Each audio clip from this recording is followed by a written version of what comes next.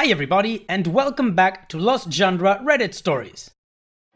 This post is from the subreddit Relationships, and it's by user Hopeful Again with a 1. My ex-wife, 36 female, still keeps trying to get back together with me, 36 male, and our daughters, 16 female, want that to happen too. It doesn't really sound like a big problem, right? Yeah, well, while I wish I could just plain tell her to piss off and never bother me again, there is the matter of us having 2 daughters and sharing custody, so I can't excise her from my life on a permanent basis, not without removing our daughters too. We married fairly early in our lives, back when we were 20, and we had been dating for 3 years before that. Our daughters were born in the very first year of the marriage, and there were some complications that meant my ex-wife would have difficulty conceiving again. It didn't matter to me at the time because I was just glad she made it healthy and fine through the whole ordeal and that we already had 2 beautiful baby girls to love and raise up.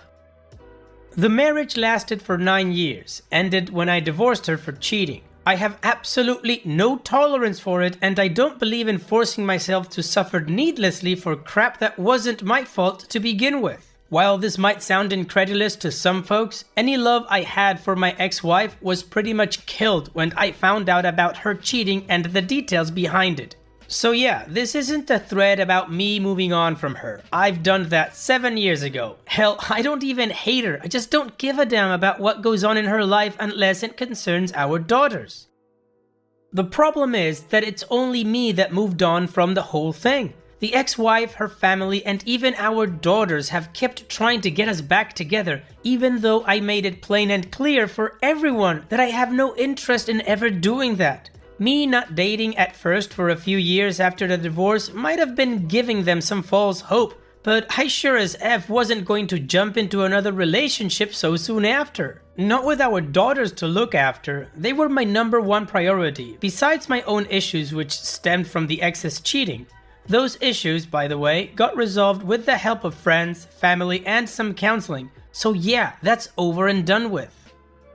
I have no issue communicating with our girls, none whatsoever. Anything else? They can understand it just fine. There's never been any fighting, no yelling, no nonsensical teenage rebellion, thus far, no tantrums thrown, and so on. Pretty great, right? Except for this whole thing.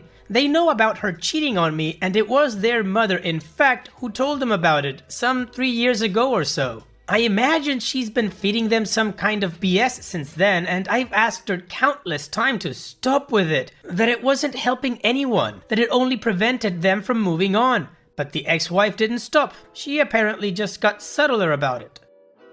In all the years since we divorced, she hasn't dated or slept with anyone else. While I suppose she thinks that's admirable, I don't. To be honest, I find it kind of insulting. When we were married, she effed someone else. But now she's fine going without sex for 7 years? Whatever, not that it matters.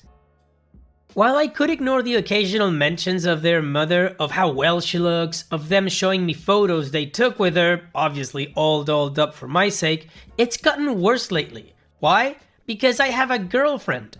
Clemens is not the first since the divorce, but she is the most serious relationship I had since my marriage ended. She also happens to be 8 years my junior.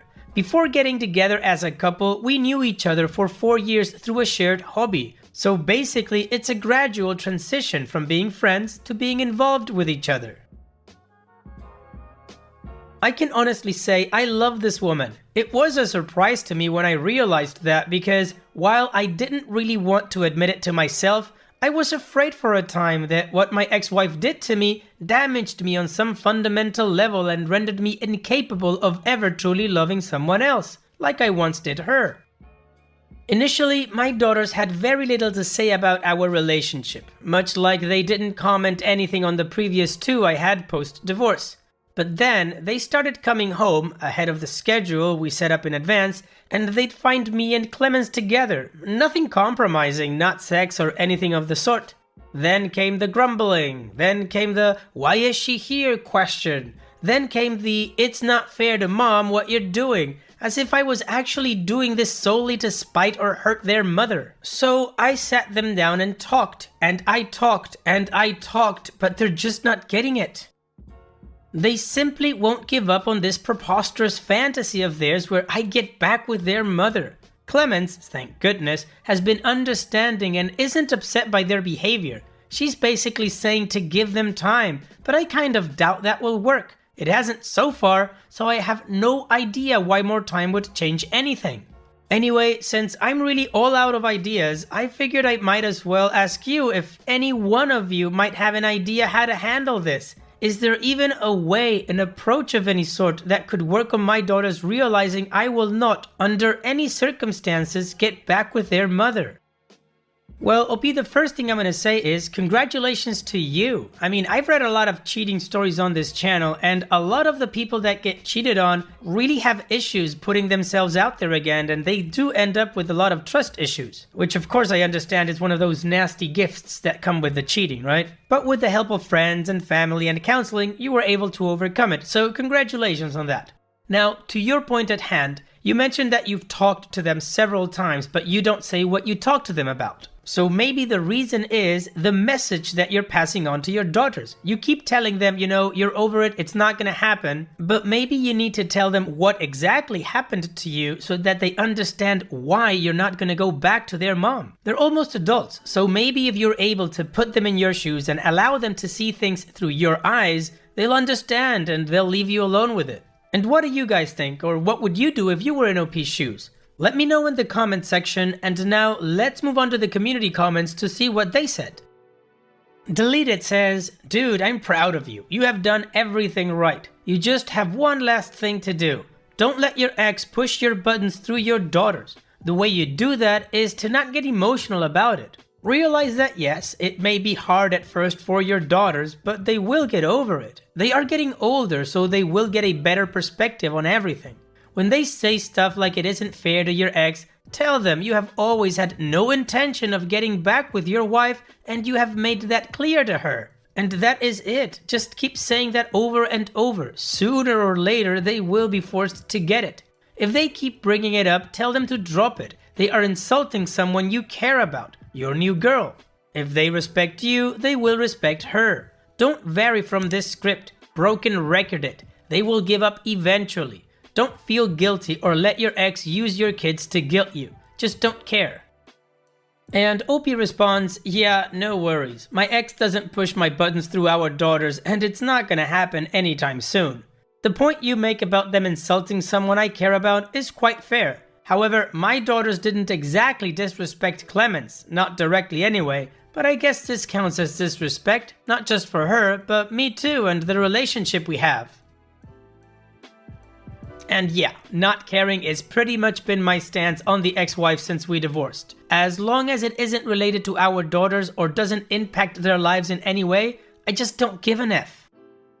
Infinite Cobwebs says, oh crap, their mother is messing up their future relationships with boyfriends. They are being primed to think it's okay to have someone cheat on them if they hear apologies and declarations of love. Or alternatively, that it's going to work for them if they cheat and try hard enough to get the original person back so they can get the original unchanged relationship back. I think this is the time to seek out family counseling with them, as well as having informal chats on how they should navigate their own potential relationships. They are integrating the wrong message from their mother into their view on this is how you love.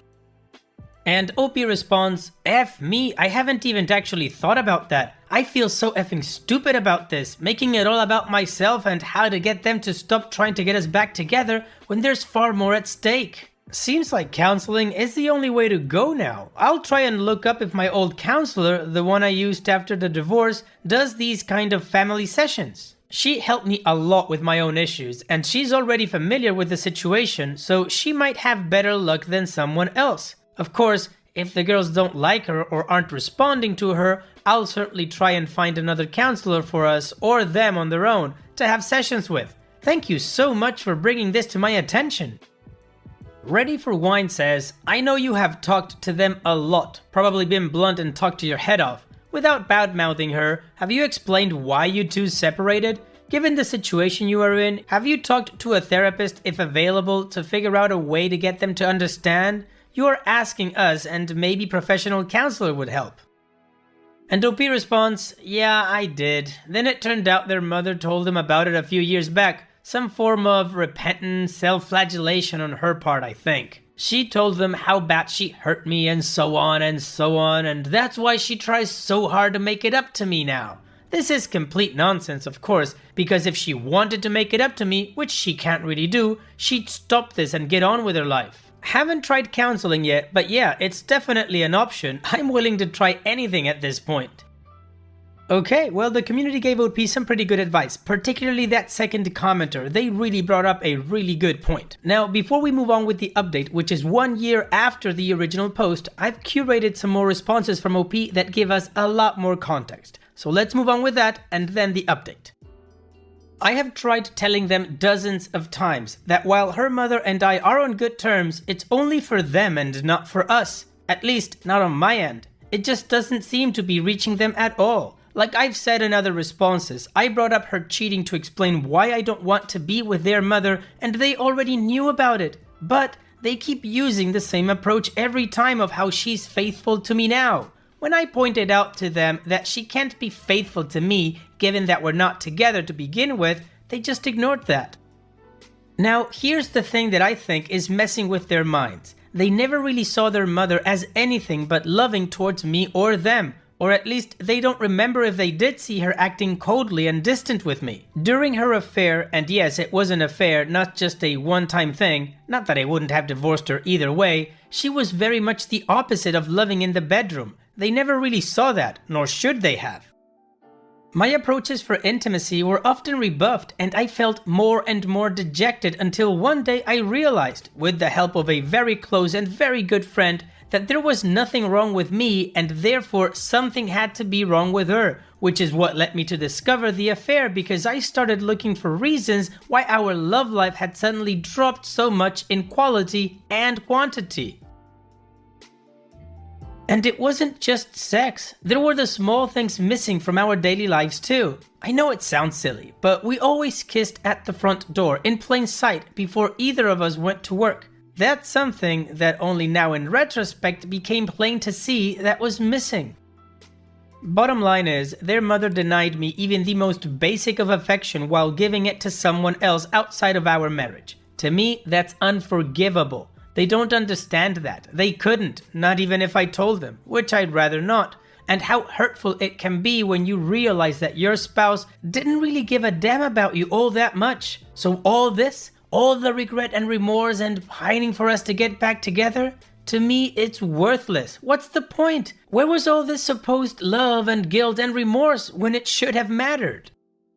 They seem to think that us two being together would soon override any unhappiness on my part. They can't really understand what it's like when you can't trust your partner, your spouse at that. God, I hope they never have to understand that. I would never wish for either of them to be cheated on. Now, I have talked with my ex-wife about this on numerous occasions, possibly 100 times by now, about not bringing our adult lives and messing up our daughters. In one ear and out the other, as they say. Now, despite my initial apprehension, I will end up talking with them about how their mother's cheating impacted me.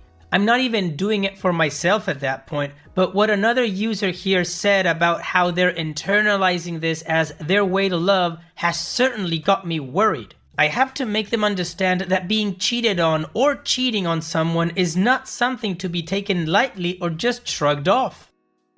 Regarding Clemence, she's not trying to be a mother figure to them at all. She knows that there are only 12 years of difference between them, and that's not really enough for them to see her as a mother figure. Not to mention, Clemence has no intentions of usurping their mother's place to begin with. Her approach is to just basically wait it out until they stop hoping for their mother and me to get back together, and then eventually, somewhere down the line, the relations between them will be comfortable enough to spend more and more time around each other. Which is, if all things go as expected, is going to happen sooner than later. And to be fair, my daughters are not exactly being pissy, nor are they disrespectful up in her face or behind her back. Hell, they don't actually hate her from what I've gathered. They just prefer me to be back with their mom, that's all. Okay, so now we know everything about this story and it's time to move on with the update that, like I said, is 1 year after the initial post. It's been a while since I was first here, and I was reminded recently that I owed an update to the kind and good people here who helped me with our troubles. A lot of things have happened. Among those things, my daughter actually stumbled across my post. I had no idea they even browsed Reddit, let alone this place. When I came home one day from work, I found them crying. They pretty much jumped me, hugged me, wouldn't let me go, and begged me to forgive them. Sadly, they had read one of my replies and found out the dreadful extent of my wife's affair and how much it had devastated me. It took us a while, but we got through it as a family. There was nothing for me to forgive. They're still young and they love their mother, who took that love and used it to manipulate them. That's on her, not them. There was some much needed counseling, but after several months, the woman who was helping us heal and move on has said that nothing more needed to be done, and they should only check in with her once in a while rather than continue their weekly sessions. We're closer than we were before, but their relationship with their mother has suffered for it, which I think is completely understandable, but I still cautioned them about lingering too much on what she did, since I had gotten over what she did all those years ago. That was something also resolved in counseling, both their own and our shared ones, so it's all behind us now. I had a brief confrontation with my ex-wife about it and made it clear that she was to not talk about this getting back together nonsense anymore with our daughters. I can't tell if it really got through to her, but my daughters have not been pestered about me since then. Or they simply ignore their mother and don't bring it up at home. Either way, so long as my daughters are doing fine, I could care less about what my ex-wife is doing. Since the situation has improved, things had also become much better between my daughters and my girlfriend. So much that they actually started talking with her, rather than just exchanging terse greetings and goodbye, even occasionally asking for tips on something. Girly stuff, of course, and I can't tell you how much it warmed my heart to see it happening for the first time. I'll admit that also helped me push my thoughts in the direction of proposing to my girlfriend, who had been incredibly supporting and understanding through all of this. We had known each other for a long time now, spent so much time as a couple, and after all this mess, I didn't really think there was anything more I could do to express my love for her. However, I was beaten to the punch. 2 months ago, Clemens, together with my daughters, surprised me one day and proposed to me. I have to say that I felt very odd, but also very happy. Not just the proposal, but that my daughters had actually worked with my girlfriend on surprising me that day with dinner and a night out. To put it simply, I was blown away. It was a small and private ceremony with only our closest friends and family attending. Currently, we're also expecting, and my daughters are looking forward to having a baby brother or sister to spoil. And that's it. OP didn't respond to any comments or anything of the sort. So, OP, this is awesome. Tremendously happy update. Congratulations on the wedding and your upcoming child. And of course for all the work that you and your daughters did to get to a better place. Thanks for sharing, OP, and take care. And it's that time that we've reached the end of the video. I hope you enjoyed today's stories. I really did enjoy reading them to you. So if you did, then don't be shy and go ahead and give the video a like. And don't forget to subscribe or even share this video with people that you might think will enjoy my storytelling. Also, if you have the time, go down to the video description and check out all the links I have for you, from our Discord community to my channel merch. And finally, I'd like to say thank you for watching. It really means a lot to me that you enjoy my videos. And having said all that, I'll see you guys in the next video.